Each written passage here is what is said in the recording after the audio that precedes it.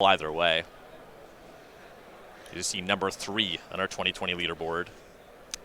So one of the things we actually focused on there in the matchup was Curious Obsession.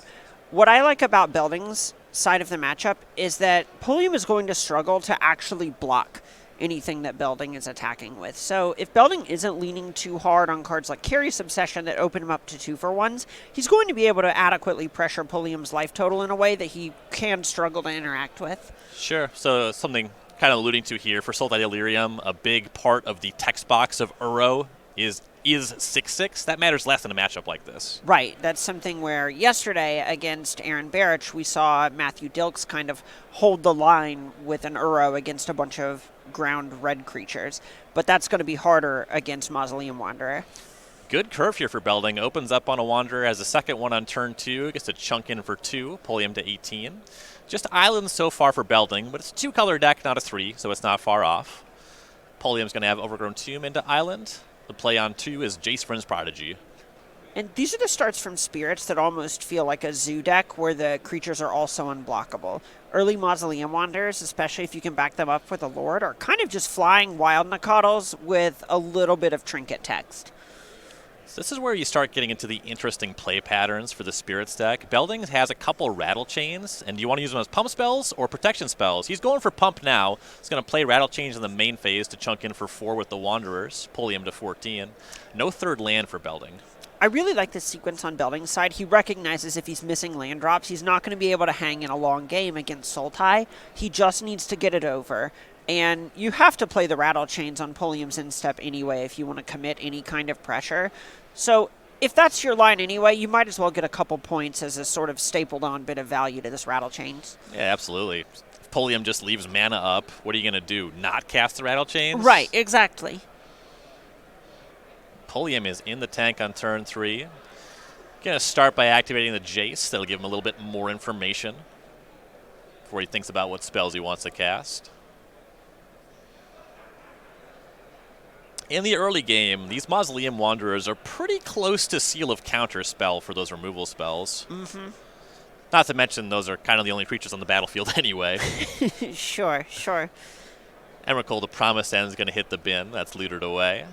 Blooming Marsh is land number 3. God, but Emrakul's so good at blocking flyers. Right? Courser Crucifix can't do that. Courser is the play. We see another Blooming Marsh on top.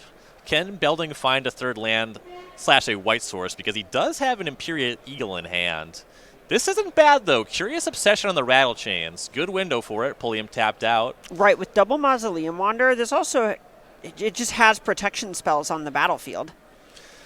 So 5 points come in, Pulliam to 9. Belding draws a card. Still no third land. It might have been huge because he does have that second Rattle Chains. This could be an opening for Pulliam. Mm-hmm. And so we see Belding actually picking up a second Rattle Chains. If Belding gets to untap here, that's very likely going to be the game unless Will Pulliam can establish something like Ishkana. We'll see what Pulliam can do. He draws that Blooming Marsh. We see a Grapple with the Past on top of the library. Now, with the Jace, you do get a lot of control over that. If you wanted to start with Grapple, he could draw it first. So he's probably looking for something a little bit more impactful on the battlefield. He will start with Jace. Belding's going to take a look at Grapple of the Past, make sure he knows the text box before that becomes hidden information. Breeding Pool revealed on top.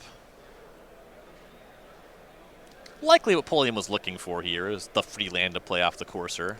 Right, and the nice thing about the free land as well is it digs Pulliam closer to the important cards in the matchup. These are those removal spells we were highlighting before. Blooming Marsh discarded. The Breeding Pool played off the top. Pulliam shocks for it. Ends up at 8 after the Courser. Abrupt Decay on top. See, there we go. That is exactly what Pulliam wanted to find on top of the library. This is something Mausoleum Wanderer cannot protect from. Question is it good enough next turn? Courser attacks for 2, Belding to 18. If Pulliam has an Uro, that could make it work this turn.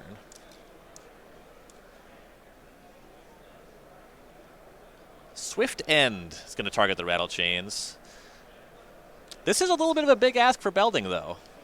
There's still 1 mana up for Pulliam. You don't want to sacrifice both of your Mausoleum Wanderers, especially when you see that Abrupt Decay on top. Right. Pulliam goes to 6 for the trouble, though. Oof. If Belding drew the white source, he would have lethal this turn. Right, and it feels like it's pretty close to just out of reach, but it's hard to actually gauge how much pressure Belding is really under. He'll attack for 2, Pulliam to 4. Now it does make quite a bit of sense to leave the rattle chains up. Right. With Belding missing land drops, there's even a point where you're kind of feigning a little bit of weakness, and Pulliam may be incentivized to, say, sorcery speed this Abrupt Decay to try and dodge Belding ripping a white source off the top and getting you to represent Spell Queller. Sure. Pulliam draws. We see an Overgrown Tomb on top. He's going to play that tapped. Goes to 5 off the Courser. We see a Forest on top. A tap of 2. Satyr Wayfinder will be cast. Forest or Fabled Passage, some options here. Looks like he's losing a Traverse and another Wayfinder. Fabled Passage goes to hand. So transforming Jace is actually a way for Pulliam to not literally kill a Mausoleum Wanderer, but effectively get it off the battlefield. Yeah, that option now online. Pulliam's going to attack with Courser, Belding to 16. Now Jace will loot, drawing a second copy of Jace. Belding is thinking about holding here. Yeah, so there's a copy of Brazen Borrower in Belding's hand, and what he's looking at doing is returning this Jace to the hand with the activation on the stack. If you think your Wanderers are fairly expendable and an Abrupt Decay on one Wanderer is fine, trying to prevent Pulliam from getting that Planeswalker that shuts a creature off every turn is a big deal. Yeah, makes sense. He ends up deciding against it as we see Pulliam draw that Jace, discard Grapple, transform into the Telepath Unbound. Look at the top of Pulliam's library. Ishkana Graph Widow. That says to Belding that it's time. You I need gotta to close go. the game. He's going to actually rattle chains in response to this Jace +2. You're right. He knows he needs this now.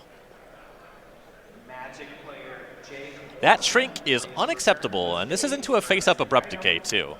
But what this is doing is giving Belding the out to find that untapped white source and slam the door shut on Pulliam. I love this line from Belding. Yeah, could be good.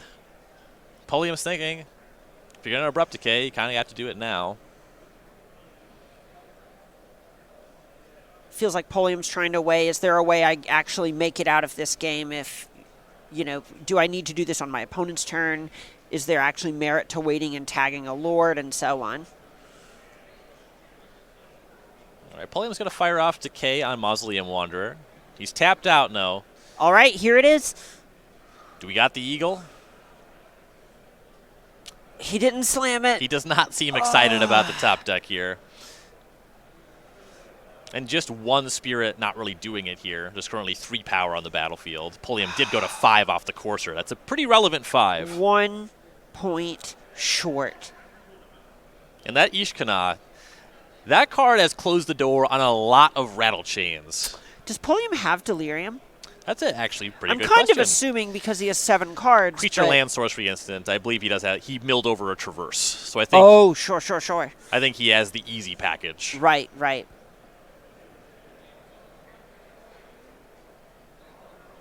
Satyr Wayfinder does work in that deck. So here's an attack 4-3 from Belding. Not quite enough, though. Pulliam to 2. Oh, his top deck for the turn being Archangel Avacyn is just such insult to injury. That is frustrating, no doubt. As Ishkana Graph Widow, picked up by Pulliam. The mighty spider legend. In the words of Ronald Weasley, I don't like spiders. Sounds like Ron's got it figured out. Fabled Passage for Pulliam goes to 3. Passage actually providing a good amount of insulation via Courser of Krufix here. Yeah, he wants to shuffle away that Thoughtseize. It's worth 2 life. A lot of value in that passage. Ishkana shows up. Spiders in tow. An attack for 3 from the Courser and the Wayfinder. Belding to 13, but those blockers are what this game is about now. Jace will plus on the Wanderer. Another Rattle Chains is going to save. And like you said, that was 1 point shy of lethal if Belding used it proactively. Oh, Jeez, no. Glacial Fortress was the next card down, so Belding plays it. He might have a way to fight through these spider tokens. Maybe the petty thefts can bounce the tokens. It's a little tough when you're choked on mana, though, right? Sure, there's certainly a point where it's even possible. So we see 2 copies of Empyrean Eagle, and Rattle Chains gives those flash. So you can even have mid-combat Lords, which grows Mausoleum Wanderer into the stratosphere, and Rattle Chains can actually then survive double blocks from spiders if you have 2 of them. So it's possible Belding is going for a sort of gotcha combat step. Sure. We see Pulliam fetch away that Thoughtseize, gains a life, fighting an island, reveals Blooming Marsh, draws it for turn. You see a Rivulet on top. You're going to see Pulliam pad the life total a bit with that Courser. He can really start gaining life if he finds an Uro. As you see, the Rivulet puts him to 5. At this point, the game is simply about not dying. Pulliam is mostly stabilized, but he is still kind of in that precarious zone of might lose the game out of nowhere. Jace is going to -3. Looking at flashing back Abrupt Decay. That certainly speaks to the point you made. I'm going to kill your stuff because I don't want to randomly die. Right. At this point, from the Delirium side, Pulliam just wants to reduce the resources of both players as much as possible because he knows his cards are worth more, pound for pound. Decay targets Mausoleum Wanderer. That works. No 4th Rattle Chains there.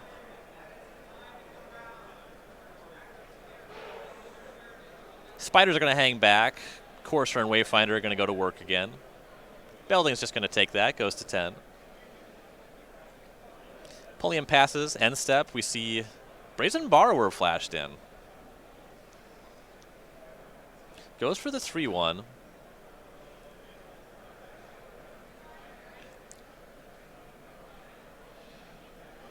And I imagine the thought here is just that Empyrean Eagle, despite feeling like a Lord in the Spirits deck, it's actually just a flying Lord.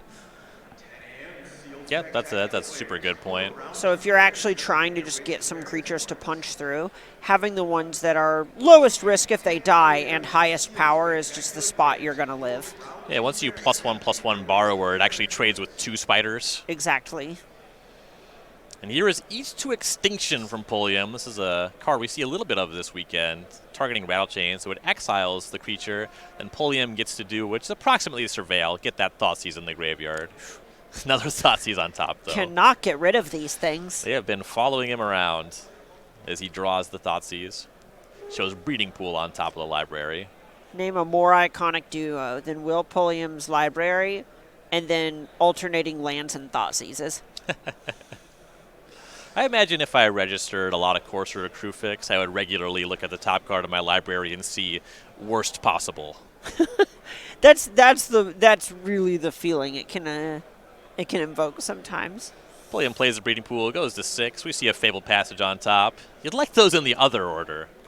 So Pulliam's actually reaching a point where you could look at minusing Jace on Grapple with the Pass to get back Emrakul. We are not that far away. Get that flying blocker. Probably more relevantly, flying attacker. Ooh, and Pulliam is comfortable casting Thoughtseize now. End up going to 4 at the end of it. Get a look at the hand. We see Selfless Spirit, couple Eagles, and an Avacyn.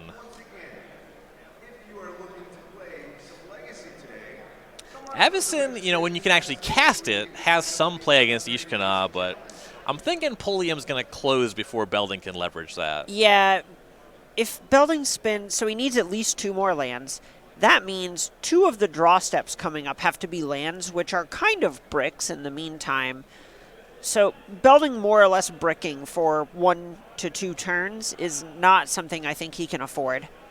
Pulliam's going to take one of the Eagles, goes to 4 for the trouble. We see Jace looking at a flashback here. I believe Eat to Extinction being considered flashback. Attack for 3 with Courser and Wayfinder. That'll connect once more. Belding to 7.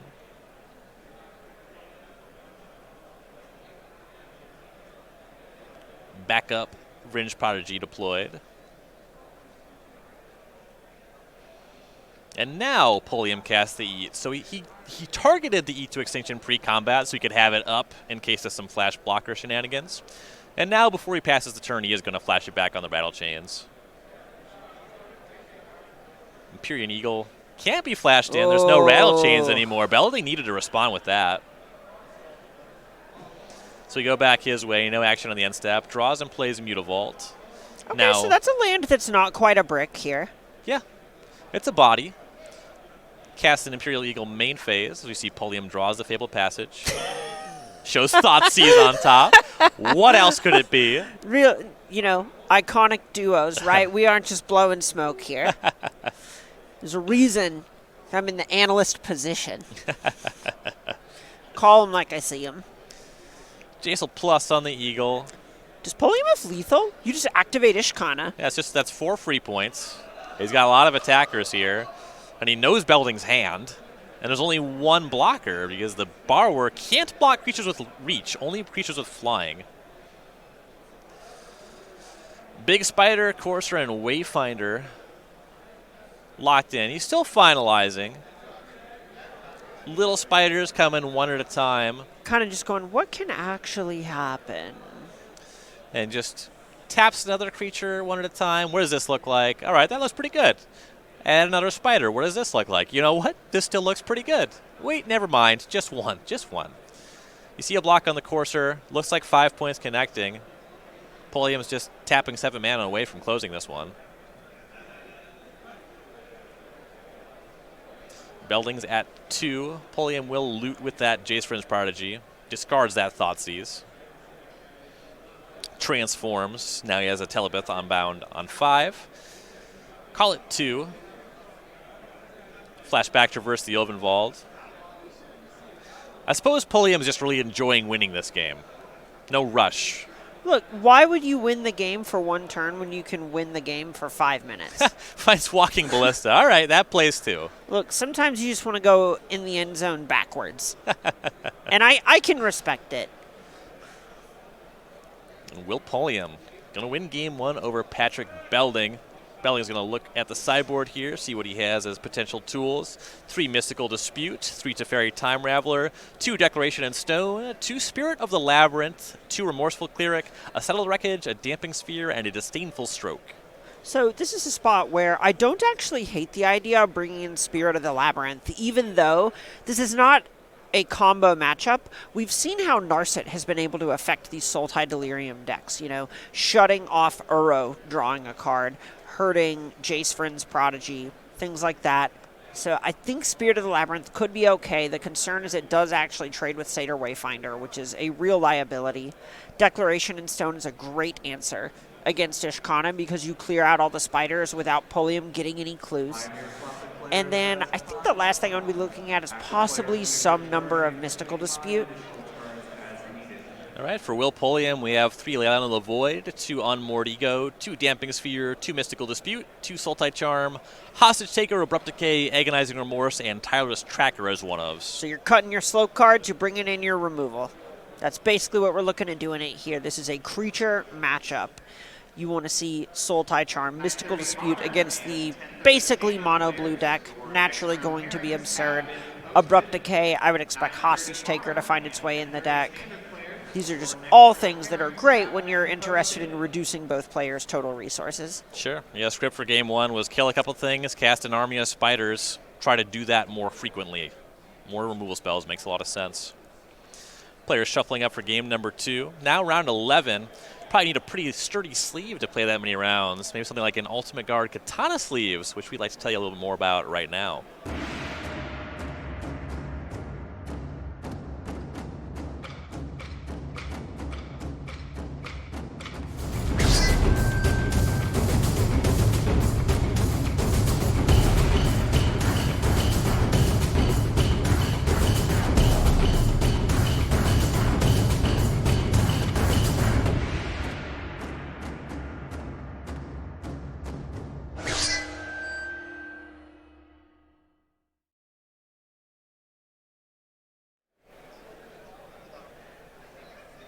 So they're called katanas because they shuffle real sharp.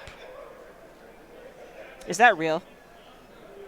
I just made it up, but it sounded right. Yeah, honestly, you said that, and I thought, I didn't actually know, and I like the advertising and all that, but I didn't actually know if there was a reason or if they just decided that was snappy branding. Yeah, that is not their official tagline, but Ultimate Guard, you have my permission. That one's on the house. Wow.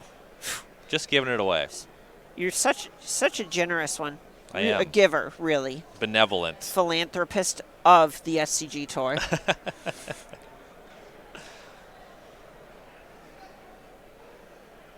Both players were looking pretty closely at their openers. Pulliam seems to have decided he likes his. Belding, though, maybe looking at another close one. It looks like 7 for both players. Hollowed Fountain will shock Belding at 18. Pulliam's going to play an Overgrowth Tomb, and Belding was just shocking because it doesn't matter.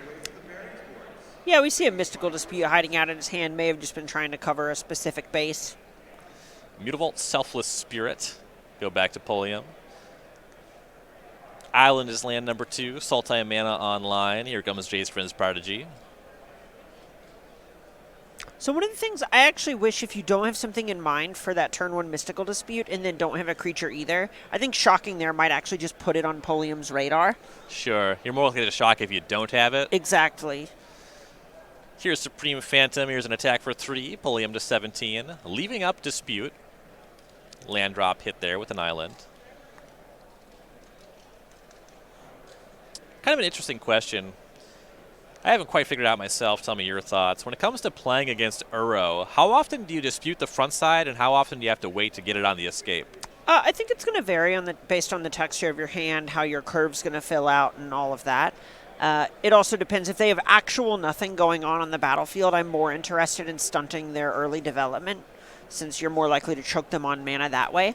But if they already have a couple things on the battlefield or have something else going on and it feels like they're going to be able to use their mana fine for a couple turns anyway, I would rather get a larger mana advantage. Yeah, makes sense. Pulliam asked the question. Belding decided he did want to dispute, and now he's going to apply some more pressure. He's going to shock, play Wanderer and Empyrean Eagle. Move to combat. I would like to attack you for 6, and next turn I'd like to attack you for a lot more. Pulliam at 11. Basically facing lethal at this point. Yeah, that 3 life could have really mattered, right? That dispute looking pretty good now. Right. Belding also used all of his mana. Exactly, and this is why we see him just countering the front side rather than sandbagging that Mystical Dispute. Belding is great at spending all of the mana in this Azorius Spirits deck. Jace will loot away Satyr Wayfinder, but Pulliam needs something big. Probably a couple things the way the deck's configured. Satyr Wayfinder is where he will start. See a Fabled Passage.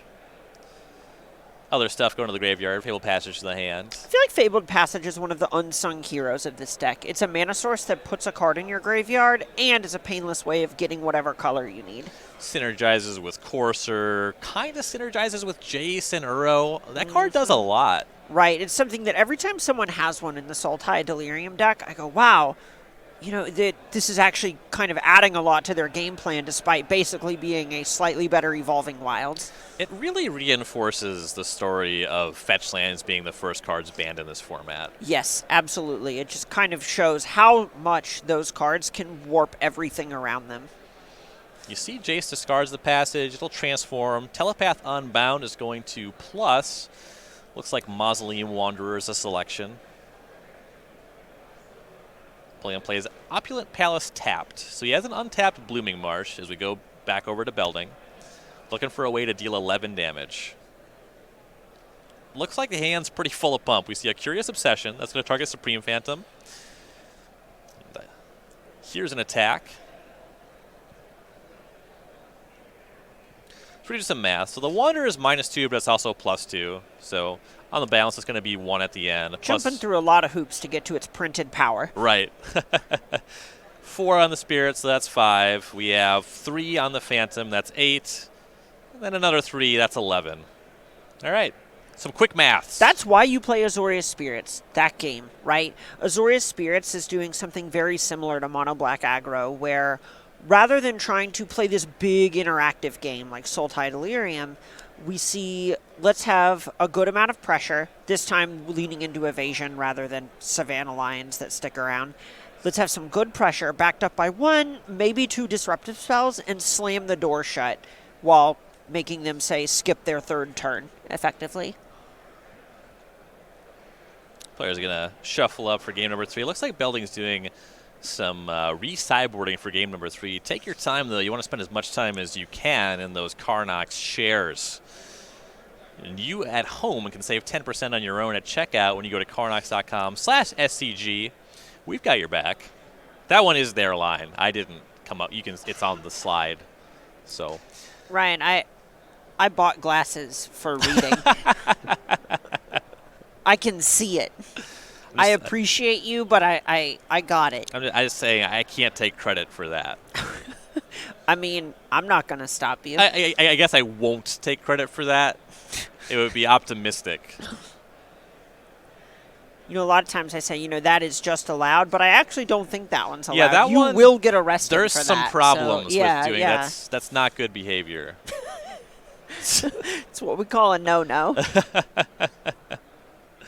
Will Pulliam, you see on the right here, number 3 in 2020 on our leaderboard. Last year, played 15 Opens, 3 top 8s, and a win. 2 wins all time. An invitational top 8 as well. A player we saw early on making a name, playing Amulet Titan, which, for my money, just really demonstrates a high level of technical skill. And when we see him playing, he's shown that across a variety of archetypes at this point, whether it be Team of Reclamation. Right now you see him playing the Sultai Delirium deck. Really complicated turns. Yeah, he puts in a ton of work. So we actually, the areas we both came up in are about an hour apart from one another. And so, we would see each other at PTQs, old IQs, etc. He has put in so much work over the last couple of years, and it's paid off for him in a big way. And the range is even wider than that. He has an open win with mono red in standard. Just a week 1 win with mono red, which is totally different from these other decks. Yeah. And that was even a fairly experimental version at the time that, well, it wasn't experimental because it cut Experimental Frenzy for the new War of the Spark Chandra. Pulliam on the play in game 3. He's going to play a Fabled Passage. This time we see Belding open on Port Town. Shows an island, but imagine he doesn't use the mana again. You could maybe see a dispute on a Jace. And, this is actually a very reactive hand from Belding. We see Mystical Dispute, Declaration in Stone, and Spell Pierce, I believe. Oh, that's a Remorseful Cleric. That's not Declaration in Stone. Cleric's probably pretty good in this matchup. You see Pulliam play Blooming Marsh. Belding's going to flash in the Spectral Sailor. Okay, he did have a use for the mana. There's a couple of those in the deck. So you see Mutavault as land number 2. An attack for 1 puts Pulliam to 19. Love a good spooky pirate. I like this design a lot, actually. I really like it. I think this card's very charming. No other action, though. Pulliam's going to go to his turn. On 3, he has a Blooming Marsh into Courser of Krufix. Shows a Fabled Passage on top. What do you think the next card is? Gotta feel good. Well, I would say Thoughtseize, but hopefully Will Pulliam has those into the sideboard at this point. Very fair point. So you see Belding flash into Rattle Chains. On his turn, he's going to attack for 3, Pulliam to 16. Island is land number 3 for Belding. So this is the true Flash game from Spirits, where it doesn't feel as tribalistic, and it just feels much closer to a fish deck almost. Yeah, the gameplay is just so dynamic, and getting to do that in a deck that's largely just creatures with power and toughness is what makes the deck so powerful. Right. It's very hard to play around everything, so you have to make choices as Belding's opponent that lead to you kind of getting crushed sometimes because you played around the wrong thing, but you can't play around a removal spell and a counter spell and them flashing in a Lord. You have to pick your spots well. And it's about mitigating the damage of all of those. Pulliam's going to play Fabled Passage, goes to 17. Thinking about where he wants to go from there. But he has a lot of things to think about. That is very much true. Like just hanging back with the Courser as we see Mausoleum Wanderer flashed in.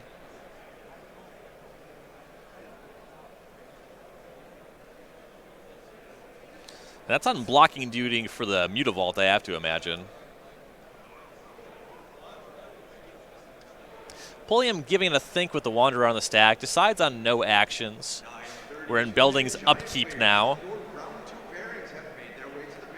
And this is where you're going to see Fatal Push. That's going to target the Wanderer.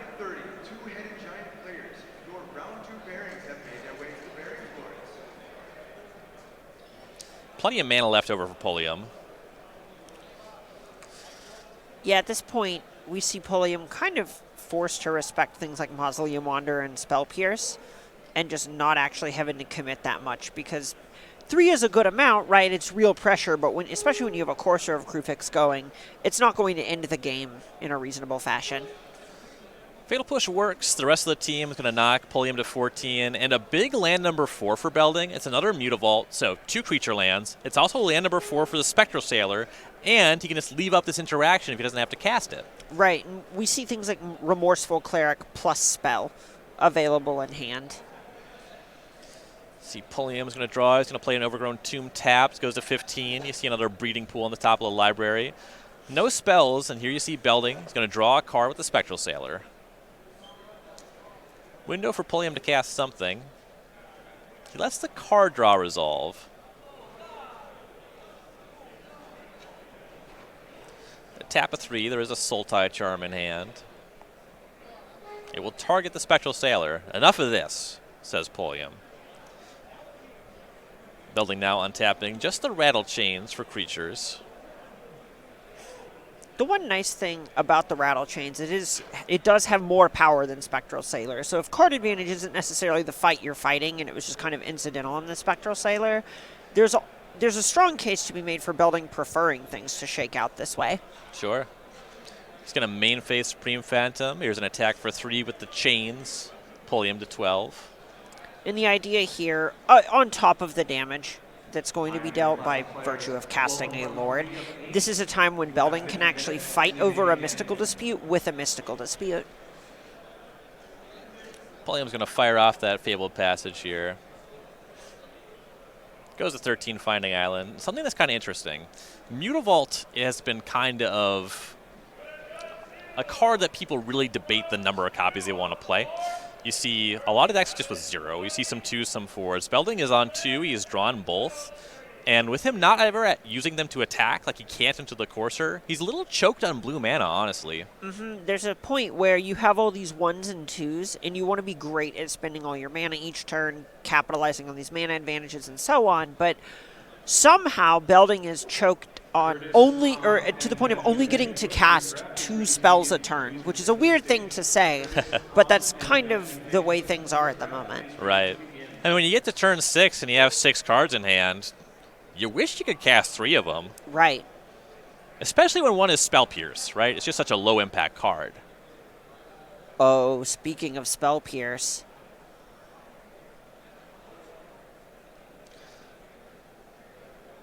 Selfless Spirit going to be flashing on the end step. Pulliam just playing lands, gaining life. He's at 14. It's going to be a response. I think Eat to Extinction. He's going to go for the Supreme Phantom. Pulliam says, I'll leave this Fatal Push on top. And that was a situation where Pulliam tapped too low, right? There's only 1 mana left over, but Belding just not able to have the mana for the Pierce. Exactly. And we see him top deck a white source here, Belding, and have a bunch of blue spells in hand. So in a lot of ways, it feels like a colorless source. Right.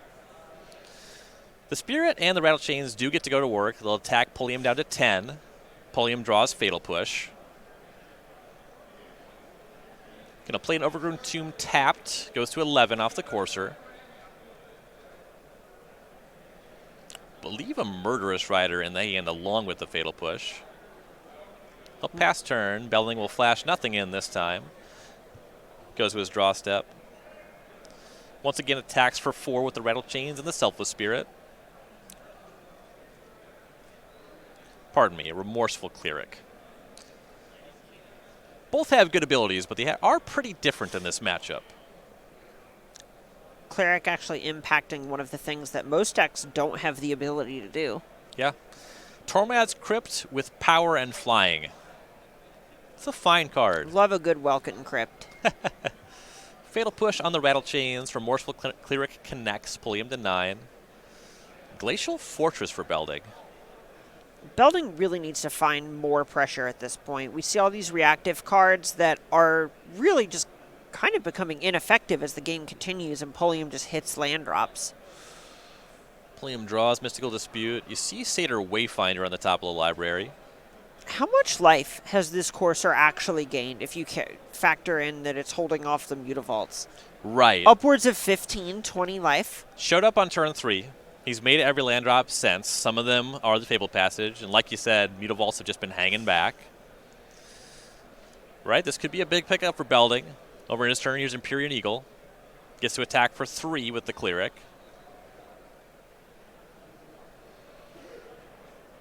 There's an attempt at a swift end. And these non-blue cards are really hurting Belding, right? He could, if he had the mana, Mystical Dispute plus Spell Pierce this. Pulliam has 4 mana left over, but he kind of just has not been able to leverage any of these cards at all. Right, and the hard counter here in Disdainful Stroke is something that sounds great because it can tag something like Ishkanah, but despite Sultai having so many ways to use its mana, other than Eat to Extinction, Pulliam hasn't cast anything that you can Disdainful Stroke. Swift End on the Eagle is going to work. Pulliam's going to end up at 5 after taking the hit from the Remorseful Cleric. You see he draws the Wayfinder. Thoughtseize is on top of the library. If I had $1. Satyr Wayfinder will clean that up, as that is the cast. You do see some lands, a forest and a watery grave as choices, and I think 2 Thoughtseizes. Kind of happy to put those in the graveyard. He will take a watery grave. Little known fact: Thoughtseize is in the Thoughtseize in the graveyard worth 0 in the hand. I follow. Pulliam revises a choice, takes basic forest. Yes, you traverse the Open Vault on the top of the deck. It's hard to imagine it feels like he's having any sort of color requirement issues when this is going to be his 8th land. Right. The Painless one is a little better. Makes sense to me. He casts Murderous Rider, and now Belding's going to tap 3 for Mystical Dispute. Gotta feel thankful if you're in Belding's spot when someone has 7, 8 lands on the table and you actually get to resolve Mystical Dispute on a not blue spell. Yeah, finally got to use this stupid card, you know? And this is a game where I understand why Belding has all of these cards in his deck. It just feels like he really needs more pressure. Oh, yeah, I mean, the Dispute was great in Game 2. Exactly. It basically won the game. Here's a Traverse for Pulliam. That was a window where if Belding had more of a battlefield, you might see the Cleric go off, but this is just going to work. Oh. Speaking of more of a battlefield, Ishkanah Graph Widow go into Pulliam's hand. But we know Belding has that Disdainful Stroke. Yeah, that's a good answer. And Pulliam just got rid of those Thoughtseize. Mystical Dispute on top. Pulliam now plays the Forest, goes to 6. Back over to Patrick Belding. Once again, very close to closing. We'll see if he can go all the way this time. Inch by inch. Cleric bumps Pulliam to 4. And now Pulliam's untapping. He's drawing Mystical Dispute. There's an Abrupt Decay on top. He has Ishkanah in hand. And you see Belding not casting Mausoleum Wanderer because he knows if he loses his counterfight, the game is over. This is the turn where everything could end for him. Pulliam would like to assemble a spider army. Belding would not like that to happen. Disdainful Stroke is the response. Both players know about Dispute in Pulliam's hand. Belding can pay for that. Dispute will be cast. See what Belding has to do about it. He's actually going to cast his own Dispute on the way back. Pulliam with just 2 mana left over.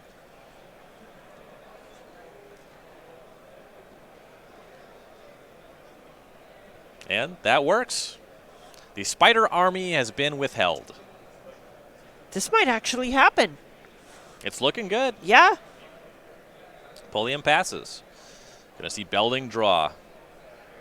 Rattle Chains picked up. That's huge. If we see Belding pick up his pace of play here. Attack you with my Cleric. You're at 2. He knows it's so close. Here's a Mausoleum Wanderer. I know you only have Abrupt Decay on top, and I got the counter for that. Your turn.